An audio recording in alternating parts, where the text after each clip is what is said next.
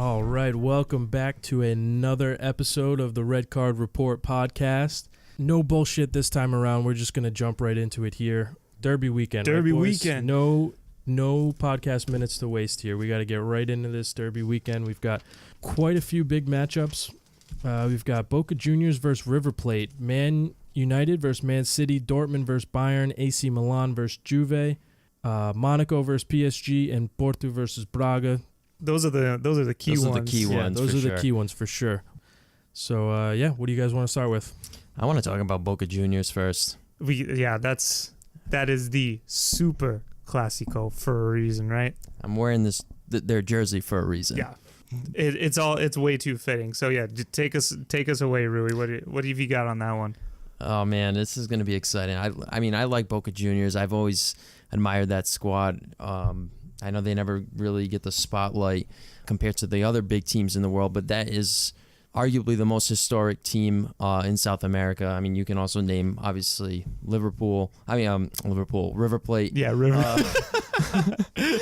River Plate, Peñarol, Independiente, Cruzeiro, Santos. There's so many great teams within the Southern American echelon. But Boca Juniors has always stood out to me. Boca. Especially in the late 90s and the early 2000s. Boca just really just took off. Oh, for sure. Took off. They've been the most successful team, I believe, in the last 20 years in South America. Yeah. They just also have those eye-catching colors like the blue and the yellow. It's just like it worked. Oh yeah, of course. But it's gonna be a great match. This is the first time that these two have ever met in the Copa Libertadores. So it's going to be insane. Arguably the greatest rivalry in the history of this sport. I would definitely say it's the biggest derby in football. Loudest, craziest derby of them all. And that's why it's so special. And I believe that people are really buying into this game. Well, not just this game. It's this final, which is 2 legs. Yeah, I think that this is the last time that they're using this format too, because then they're gonna change it to a one-off, like just a one game final. But it's always been 2 games as far as I can remember. Oh yeah, definitely.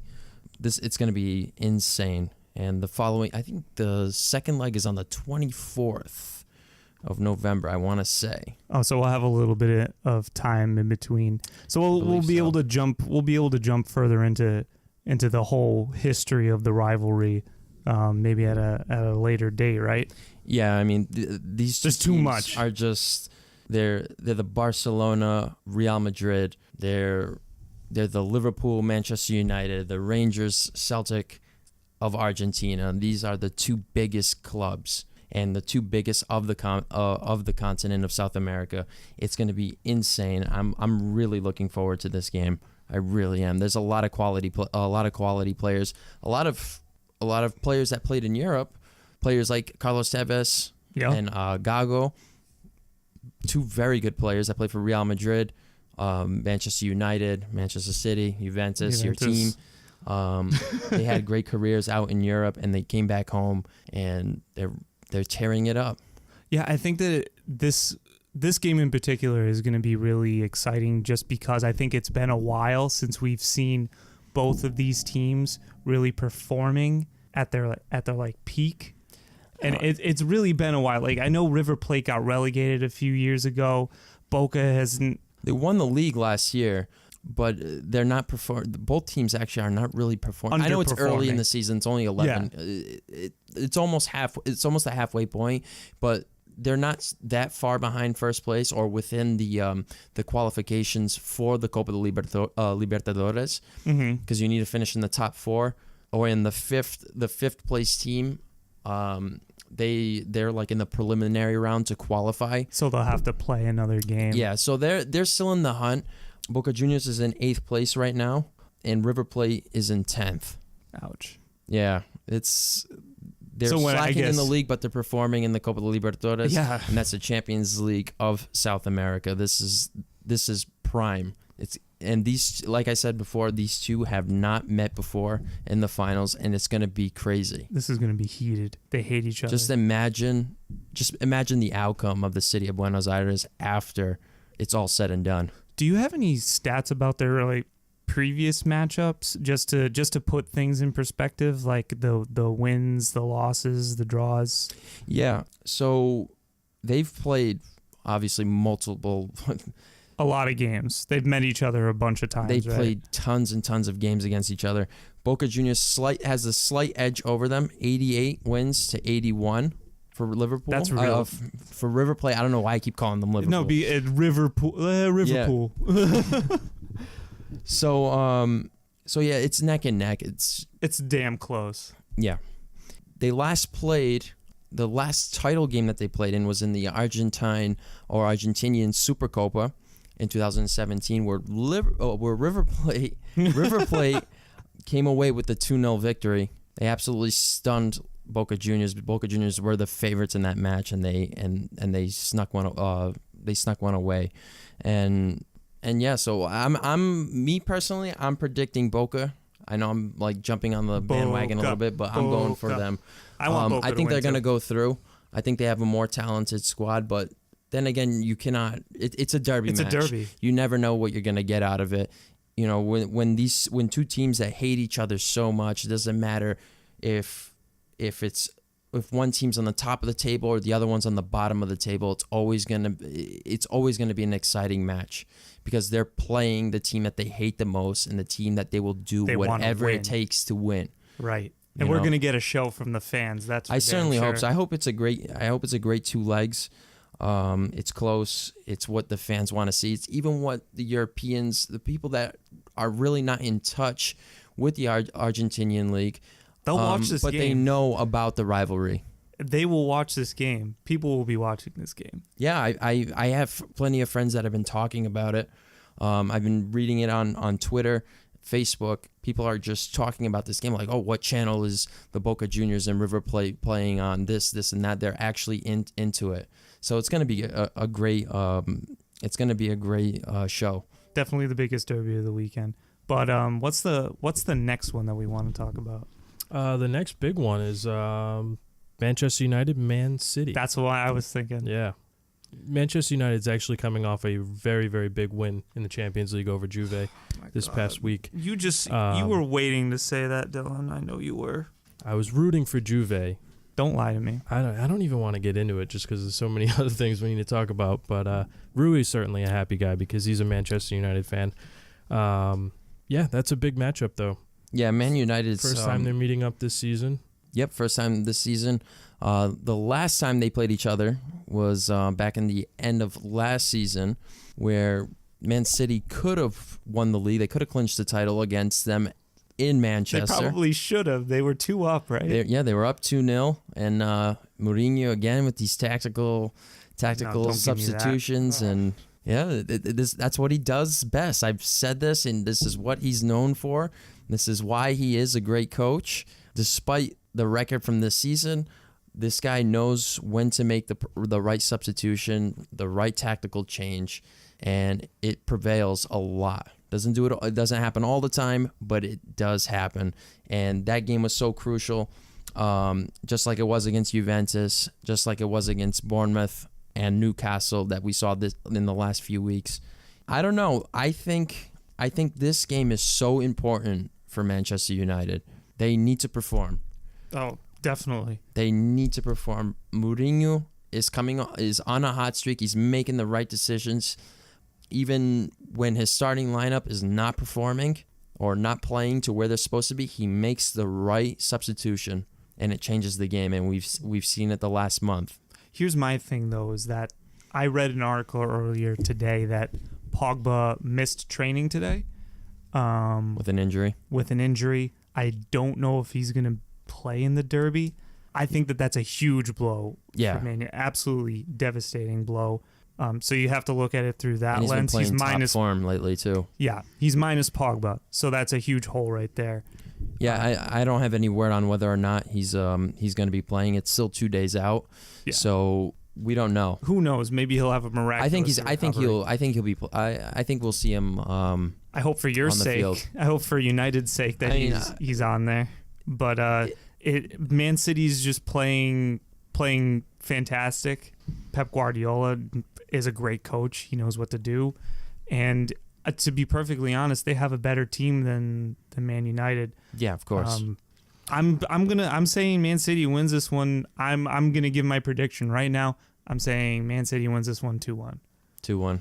Yeah, I got to agree. I think most people would agree Man City's probably going to walk away with this game. But what interests me most about this derby match is I really want to see how well Manchester United plays, because this really is a big test for them. Like you had said, they're kind of coming off a hot streak recently, and especially off that big win over Juve in the Champions League.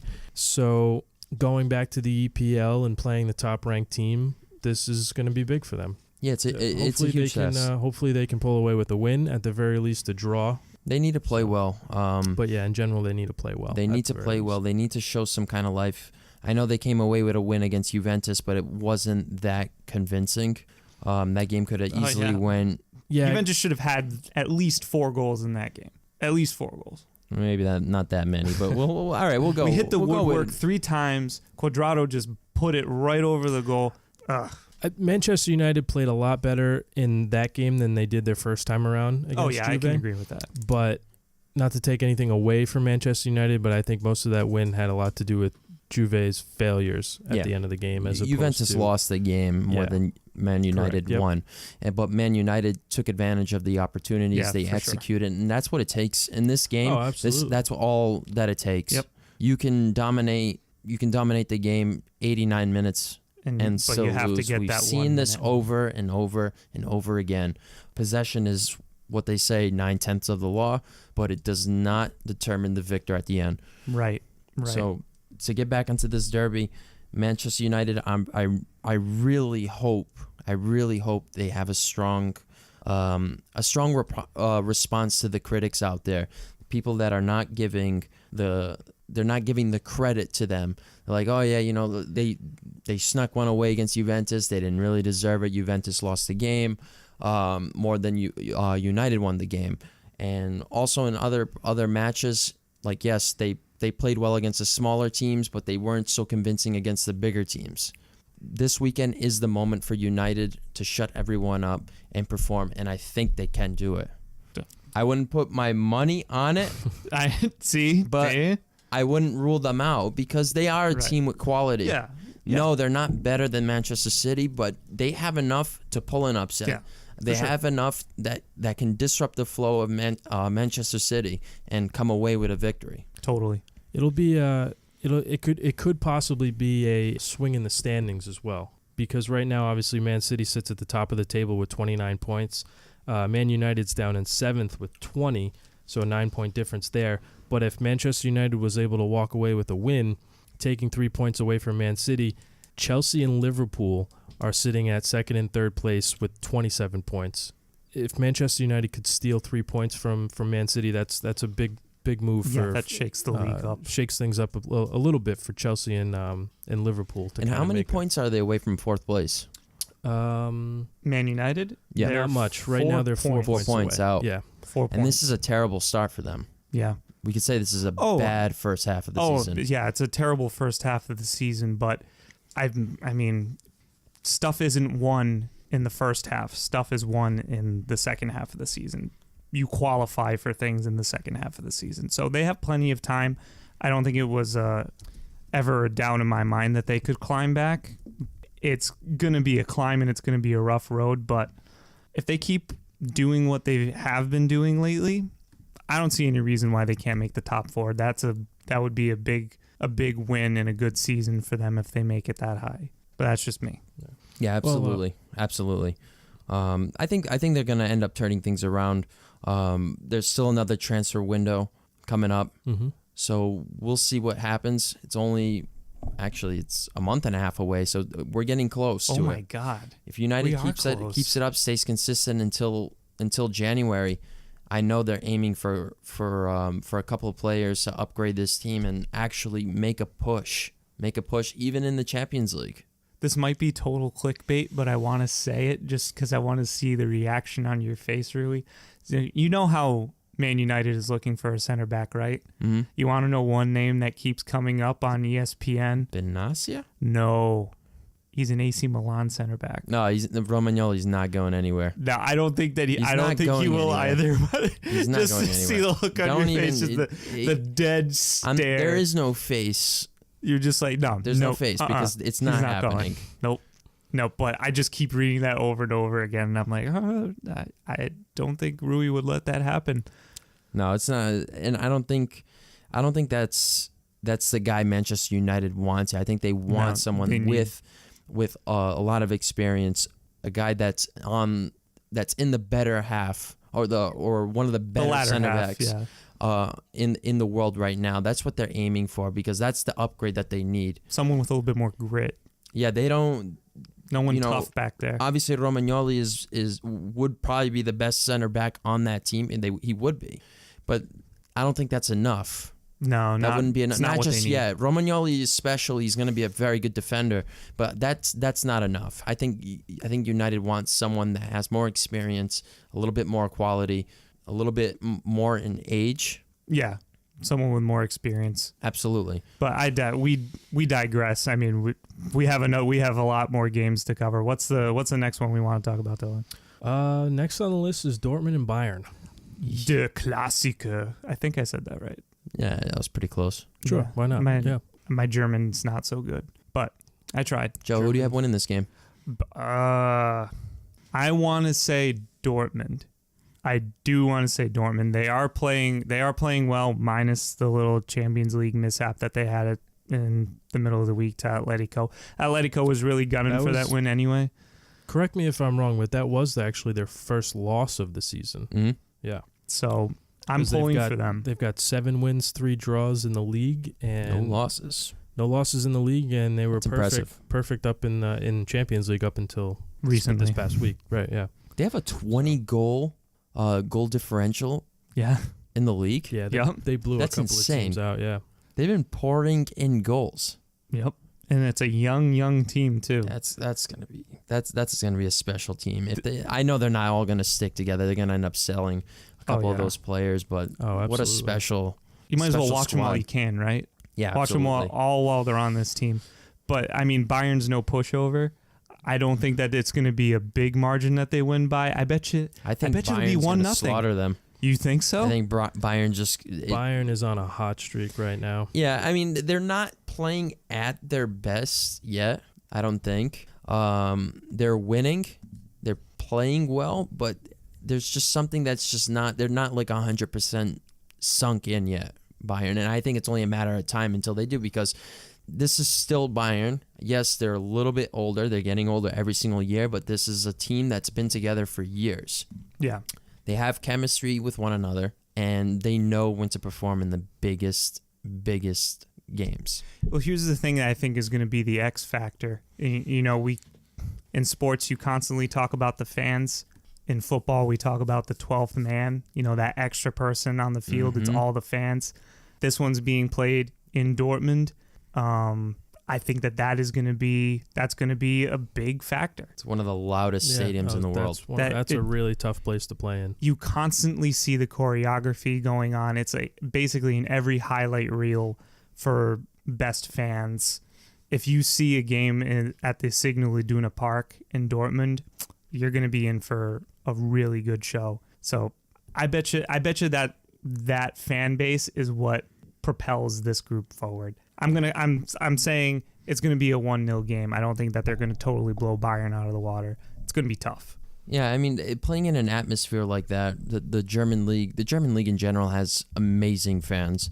Their stadiums are always rocking, but Borussia Dortmund, their fan base is incredible. It's one of the best in Europe. Right? And they're not even, they're not really the biggest. They're not really the biggest club. No, they're not. Yeah, they have streaks. They have a few years where they're a pretty damn good team, but then there's other years where they're like, okay, we're back into the rebuilding stage. Do you want me to put things in perspective for you really quick? So, Bayern Munich has 28 championships, 18 cups, and 5 Champions Leagues. Borussia Dortmund, on the other hand, has 8 championships, 4 cups, and 1 Champions League. But they have the best fans. Yeah, I would say it's pretty close. The gap between success is unquestionable, but the Bayern gap fans between are insane too. Oh yeah, They're sure. amazing. I'm sure that they are amazing, but nothing beats the Dortmund fans within Germany. Honestly. And within Germany, we'll make that specific. Yeah, as much as I would love to give it to Dortmund, and they've played so well up to this point, Bayern's won their last 5 out of their last 6 games. I think it was. Like I said, they're on a hot streak. Yeah, they're like on a. They're playing, at Dortmund, but I think they're really starting to gel right now, and I got to give it to Bayern. I think that they're going to walk away with this one. It'll be close. I think it'll either be a 1-0, a 2-1 game, something like that. But I do think in the end, Bayern's going to walk away with one here. Yeah, I do too. I think they're just going to gut them out. They just have a history of doing that. Rui wants to see a good. They have their number route, and I think this is a game that Bayern they're ready. They're ready to win. They're ready to perform. They're ready to show everyone that this is them, and they're not going to cuff up. It'll certainly be a statement win for them. Yeah, because they haven't played well up until this point, until recently. No. So for them to kind of cement the turnaround that they've been working on the past I feel like we had weeks. I feel like we had an episode about all of Bayern's problems, right? Right after that episode, everything all of a sudden cleared up. Everything cleared up. I think that it was because of us. They started hot, then they went cold, and now they're picking it up again. I think it's us. I think it's because of us. We have that, that factor for Bayern Munich. Yeah, maybe Manchester United too. They've been picking it up. Oh my God! Leave with that. Yeah, we'll stop it right there because we had an episode on AC Milan too. So if they walk away with a win at Juve, that's right. We had an episode on AC Milan. They might upset Juve, and they did win against Genoa. Is that Udinese? Udinese, yeah. That was the last league one. That was the last. Romagnoli, league, man, another 90 plus minute goal. That kid is special. So I'm guessing that we're moving on to that one. Oh yeah, that was my attempt at a transition. At a segue. Yeah. So absolutely go. The next one on the list is AC Milan versus Juve, which is at the San Siro. It's in Milan. Yeah, the most historic stadium in all of Italy.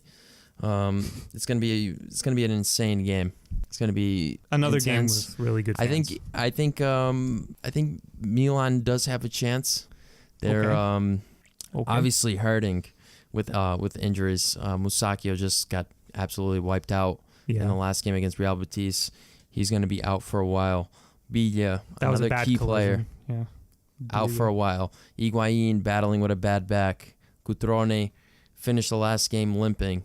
Same with Hakan with his ankle or foot or whatever it is. He finished the game limping.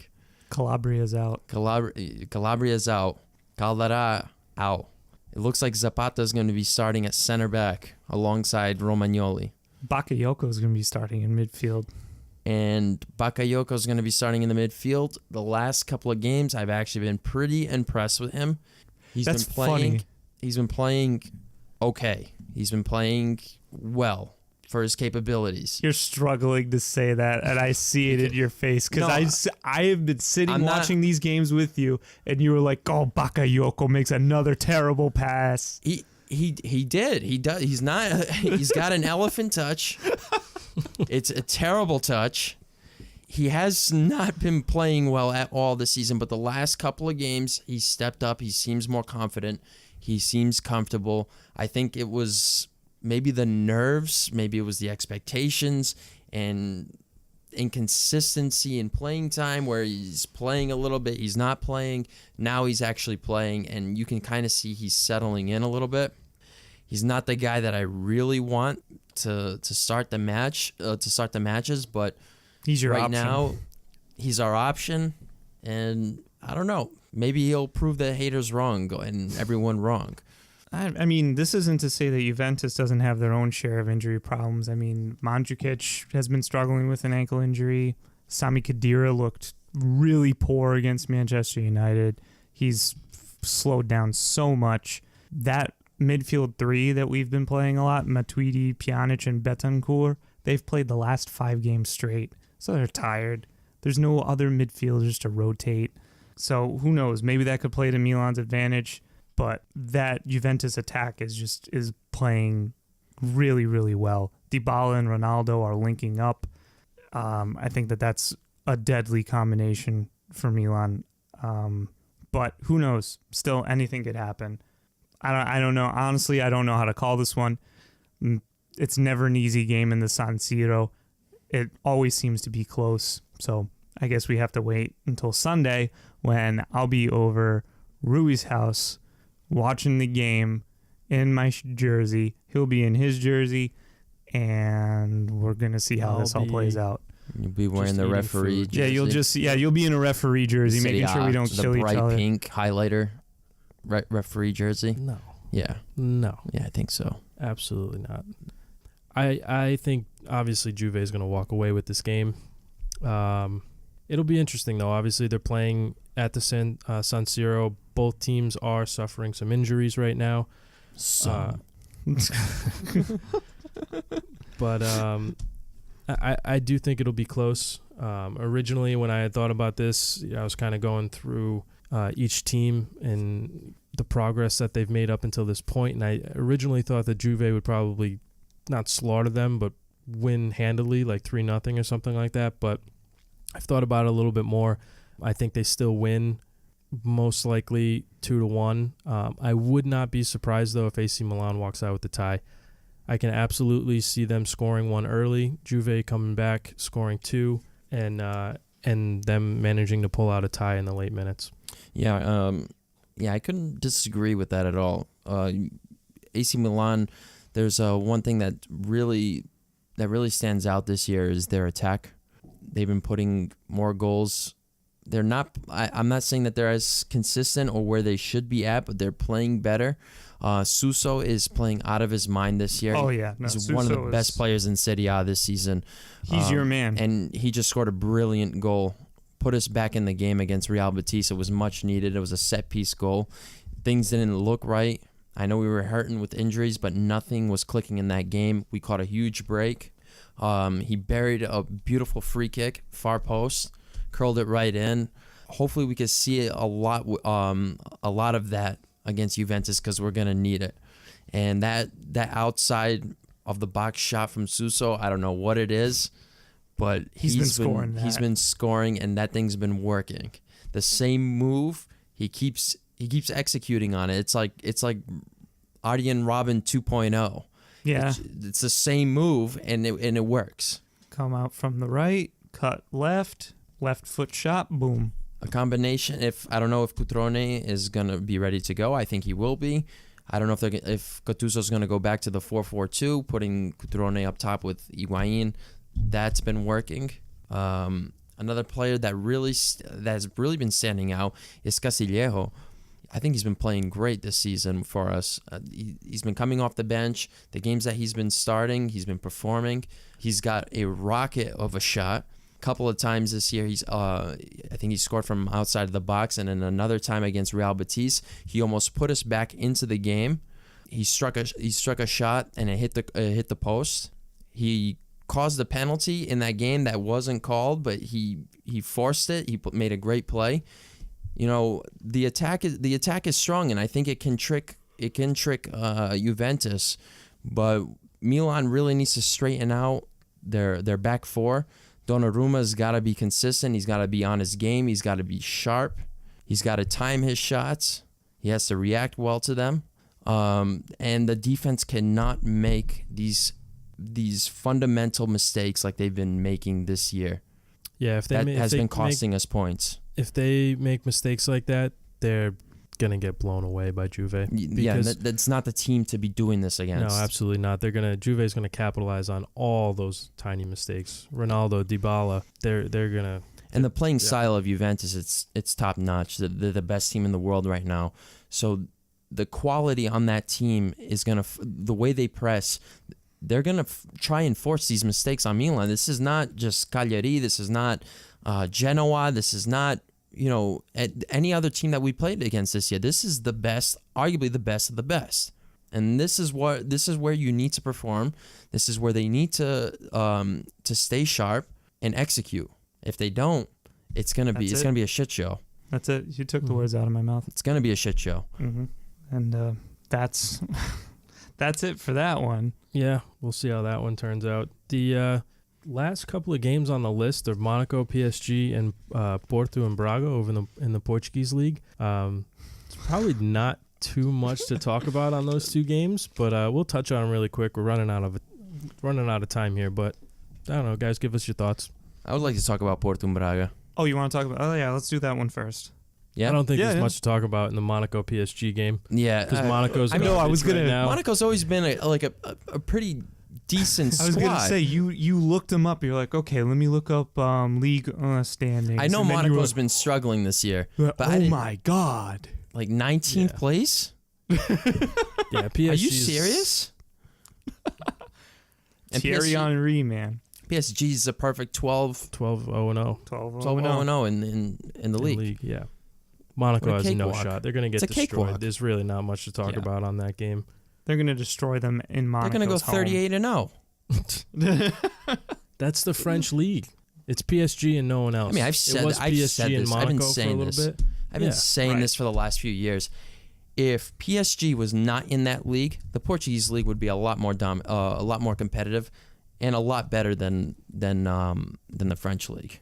Absolutely, I completely agree. Because Porto, Benfica, and Sporting, I think they would finish in the top 5. I would say the top 5 every single year. And Braga. Braga might be pushing the envelope. I think Braga is in competition. Sneaky good. I think Braga is more in competition with Marseille and Lyon. Okay. Where Benfica, Porto, and Sporting have a little bit more of an upper hand. No, that's where I'll go. Yeah, definitely. But yeah, this is gonna be a cakewalk for PSG. Yeah. This is a joke, and it's amazing because Monaco doesn't even have like bad players. They have nothing's working. Nothing is working. It's amazing. They started the year with I don't even know his name. It was a Portuguese guy as a manager. They fired Jardim. They fired him. They fired him. They've got him. And he did great, but I think it was just time for them to just move on and go a different route. Yeah. And so they're trying Thierry Henry, and it seems to not be working. It seems to be horrible. Yeah, so, they were just throwing the wood on the fire. Yeah. Don't always trust the brand name. It won't get you. It might not get you far. I mean, you thought Gary Neville had the quickest firing ever. No, Thierry Henry might be. Hold my beer. Oh, but Porto Braga. All right, Braga. very, very quickly, the last one here. The Battle of the North. Believe it or not, they are tied in points. First place with 21 in the Portuguese league. This is going to be exciting. Porto and Braga, like I said, the battle of the for the North. I think Porto. That's my team of the heart. It's my team since I was a little kid. That's the team that I grew up watching. It's what got me into soccer or football, for that matter. I think Porto's going to come away on top. They have the experience. They have the coach. They have the quality. I think they have the upper hand in this. They've been here. They've done it. Braga, not so much. They've never won a league title. But they've always, in the last 6-7 years, they've just been hanging around in that top 4, always finishing 4th place. And they're always that annoying team that makes it difficult for the runner-up each year because the league has just been so competitive over the years. And they're that 4th team in the Portuguese league that helps the Portuguese league be competitive. Yeah, absolutely. If not for them, it would just be Porto, Benfica, and Sporting. And even Sporting recently they've had their ups and downs. So yeah, that Braga really helps make the Portuguese league competitive. Yeah, Sporting's in 3rd place right now. Benfica's in 5th place. Yeah, don't remind me. Yeah, Benfica's. I mean, they've been struggling. It's still early. They've been struggling the last few weeks, but they'll always turn it around like they always do. That's what they do. Turn it around and win the championship. They'll finish in the top 3 for sure. Yeah. But yeah, I got Porto winning this game. I think it's gonna be 2-0. I think my man Manega is gonna win he's gonna win. He's gonna score the goal, the both goals against Braga. He's been in top form, so I'll take your word for that. 2-0 sounds good. He's been playing well along with Bobokar, Brahimi, Alex Telles. These are quality players. And I think Alex Telles after this year he's gonna be shipping out very soon. He's going to be off to a much bigger club because that kid's. I think he's one of the best left backs in the world, and I'm absolutely surprised that he hasn't left. Oh, maybe they're waiting for. He's been playing great. Maybe they're waiting for football the last couple of years. I bet you they're waiting for that peak in his form, and then they'll ship him off for 50 million euros. All right, great, thank you. There's big clubs that are lacking left backs.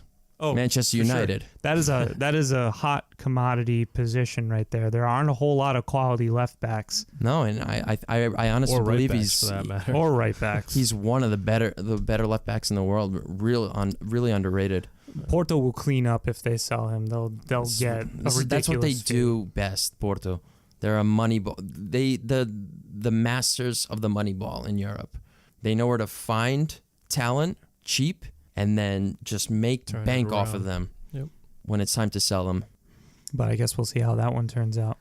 Yeah. 2-0. 2-0. Marega's going to score. I trust goals. you. I trust you. Yeah, I don't. You always have to be the odd one out, Dylan. No. Well, okay. So part of it is, I'm a big Benfica fan. Just like you're a Porto fan at heart, I'm a Benfica fan at heart. It's always just been my family's team. So naturally, I kind of grew up with that. It's understandable. So yeah, I mean, I don't want Porto to ever win. But on a serious note, I am picking Braga on this one. Braga's been playing very, very well. They actually haven't lost a game in the Portuguese league this far. They've been neck and neck with Porto in points all season. Goal differentials relatively similar. I think Porto's +4 compared to Braga. Yeah, you're right. It's like 14-10. 14-10, exactly. Yeah. So, yeah, I'm gonna take a shot here, and I think Braga's gonna walk away with it. I think it'll, again, close game, 2-1, maybe 1-0, but yeah. I mean, I could totally see Braga coming away with an upset. Hot take. I just don't want Porto to win. Well, I want them to win. They're gonna win the league again. Yeah, they're gonna win. Probably, yeah. But it's always good, Dylan. It's always good to speak your mind, and who knows, maybe what you say actually will happen. It'd be nice for them to at least walk out with a tie. Yeah, that would. I mean, that would. Porto's home, so that would shake things up. They do very well at home. Oh, that's right. I forgot. Yeah. They do. Are you changing your mind now? No, I'm not. You can't backtrack now. I'm not backtracking. Everything's recorded. It's one thing about the fans. One thing about the fans in Portugal, the more north you go, the crazier they are. Yeah. They're really, really sick up there. And I'm proud to be a part of one of those. One of these days I'd really like to do an episode on the Portuguese league. We've talked about it before. We've kind of tossed the idea around here and there. I would love to talk about the money, how the Portuguese league, teams like Benfica, Sporting, and Porto, how they how they mastered the money ball. Just scouting and growing and developing all these young players, especially like Benfica and Porto mastered. Porto started it earlier than Benfica. Benfica's definitely jumped on that bandwagon where they're finding players from South America, Argentina, Uruguay, Brazil, Colombia. They find young players, grow them, they buy them cheap, grow them, develop, they play great, contribute to the team's success, and then ship them off for big bucks. And Sporting, on the other hand, where their youth academy is so great. They've produced the best Portuguese players of all time, just like consistently. And they do great with that. Absolutely, yeah. Don't worry, we'll have an episode on all of our favorite topics at some point. Oh yeah, definitely. But yeah, on that note, we are running out of time. So we actually did a good job. We hit all those games. I wasn't sure if we were going to be able to hit all those games and hit all of our talking points. Yeah. Wow. Yeah, we did it pretty quickly. Yeah, well done, boys. Pat on the back. But yeah, as always, if any of you guys want to reach us or follow us on Twitter, our Twitter account, RCR_podcast, Instagram @RedCardReport, and Facebook's just what? The Red Card Report Podcast. Red Card Report Podcast. Red Card Report. Have to throw Report that in Podcast. Yeah. Twitter RCR Podcast, Instagram @Red Card Report, Facebook Red Card Report Podcast. Give us a follow. Give us a follow. Give us a like. Don't hesitate. We respond quickly.